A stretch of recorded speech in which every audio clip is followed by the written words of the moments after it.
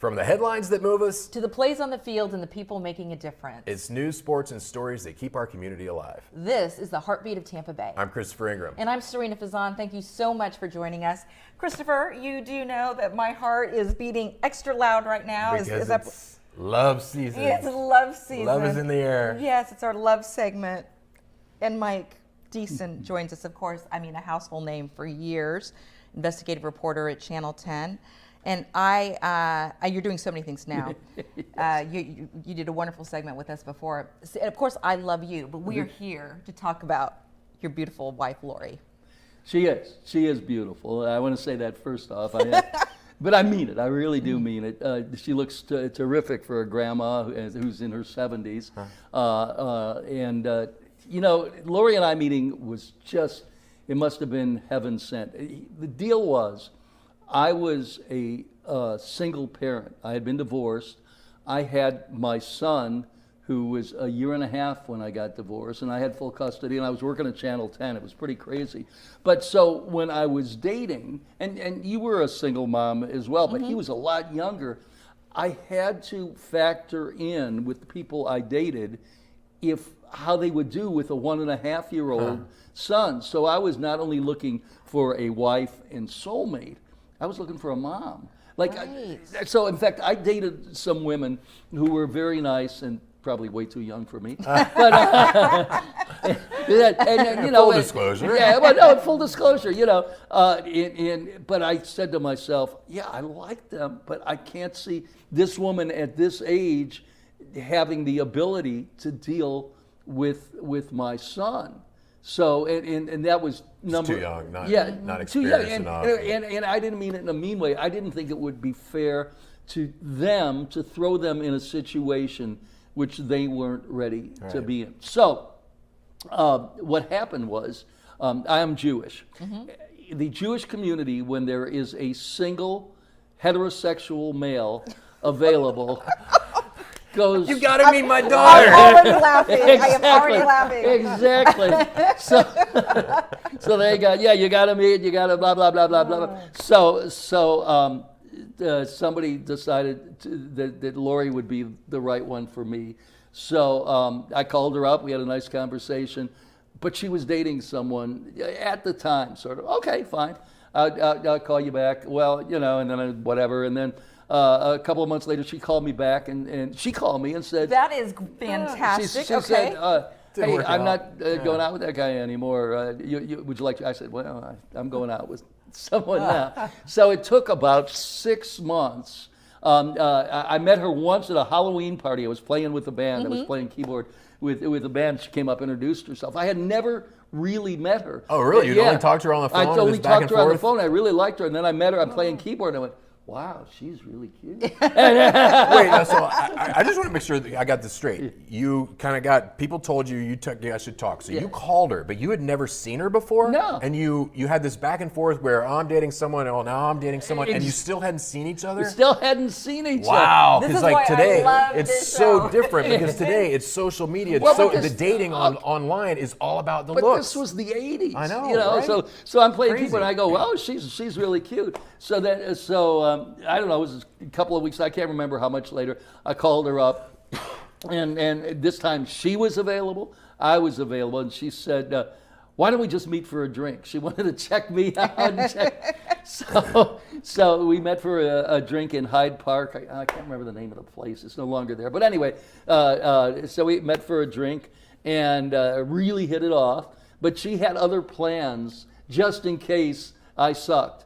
So she said, She had another Other date plans waiting that for her night. later? Other plans that night. I don't know if it was a guy.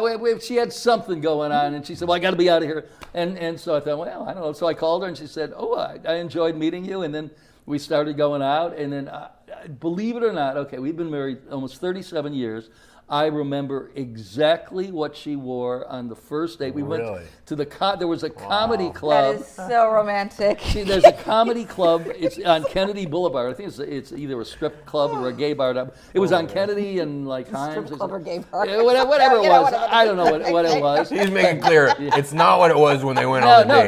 No. But anyway, she was wearing a black striped black striped dress on the top, and it had a bottom that was black and all. I still remember it, and I thought, yeah, she's cute, and we just got along, and then the funniest thing was, so we're getting close, and we're going out to San Francisco in the wine country.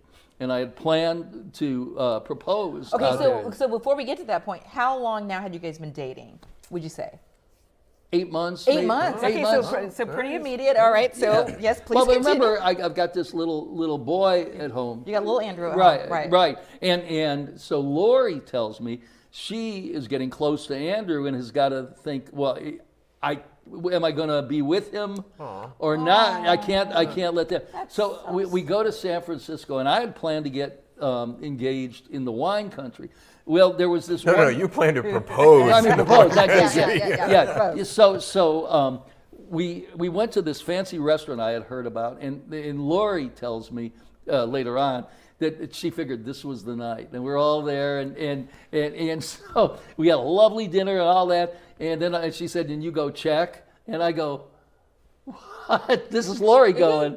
So from the San Francisco to the wine country, I had to stop the car several times because she got sick, because she figured I've got to break up with him because I'm loving this little boy, and he's not going to propose to me, and so then she was kind of anticipating it. You find out later. Yeah. We're going out, and then so finally we got out in the wine country, and we had a hot air balloon. The ride. Oh wow, you're just going all out. This is where I was going to do it, but. The guy, we were staying at a B&B, and he had the hot air balloon, and he was nuts. He wore a German helmet from World War I, with the thing going up. Yeah. While he's commanding the hot air balloon? Hot air balloon. Oh my gosh. And I went, we're Jewish. The German guy this is not a good fit here. Hello. It didn't seem right. So anyway, then we landed, and then that night. So you were going to do it, but then they got the wrong vibe with the Nazi in the boat. That's right. In the hot air balloon. So. Sorry. People need to absorb that. Right? Because Little that self-awareness. Yes, that is hilarious. I mean, And then, so that night we're at the B&B, and they have a hot tub, and we're in the hot tub, and I asked her to marry me, and she goes, yeah, right. And I said, no, seriously.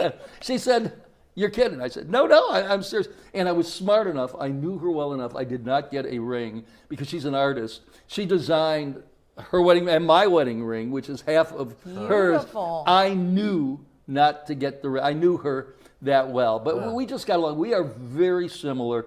They sometimes say opposites attract. Not with us. We both talk to anybody. She's you know her. She's very outgoing. I'm very outgoing. Lori too. But the thing about marriage, even and I believe that Lori is my soulmate. Look, everybody's got to understand. Not every minute is perfect. Right. You as a person can be cantankerous at sometimes, or your wife can do something that drives you crazy, or you don't put down the toilet seat or whatever. Marriage is not a straight line continuum. But to me, the key to success is the commitment that, okay, maybe there's going to be a bad time every now and then, but you know that this person is right for you, right. and that the good times so much outweigh any of the bad times, and that's how it is with us. We're on the same page. We can finish each other's sentences. Now, on the other hand, she'll roll her eyes when I tell a joke that she's heard 15 times, but she doesn't give away the punchline. But I mean, we get along. We are That's just awesome. On the same page. We have the same beliefs in terms of morality, what is right and wrong, what we should be teaching our kids in education. And all, and Chris, you'll be happy to know from me, we're on the same political. That helps, actually. Hey, it does help. Let me say this though, Chris and I are friends, and Absolutely. We've been friends a long time. There's a real problem with people having opposite views and not being able to get along. Be decent I to each respect other. that he disagrees with me, and he respects I disagree with him. But anyway, Lori and I are on the same page, and. We're just blessed. What a we're great really story. lucky. It is. And so we were going to ask, but you already gave the answer, right, on what advice you would give. And I love that. It's about embracing, realizing that it ebbs and flows, but your great times are great. So in closing, let's ask, do you then believe in soulmates? I do. I absolutely do. And I'd been married before, and it wasn't. But yeah, I found my soulmate, and I'm a lucky guy. I'm a happy camper, and you know, you guys know me. I'm one of those people that you can determine whether you're going to be happy or unhappy. I choose happy. Half full always. Yeah. Love it. Glass half full. Mike Deeson, thanks again for sharing your love story. Loved having you here. Every story shared Adds another heartbeat to Tampa Bay. from courage to community. We are so proud to tell the stories that keep our neighborhood strong. Thanks for watching The Heartbeat of Tampa Bay. Excellent. Love having you, Mike.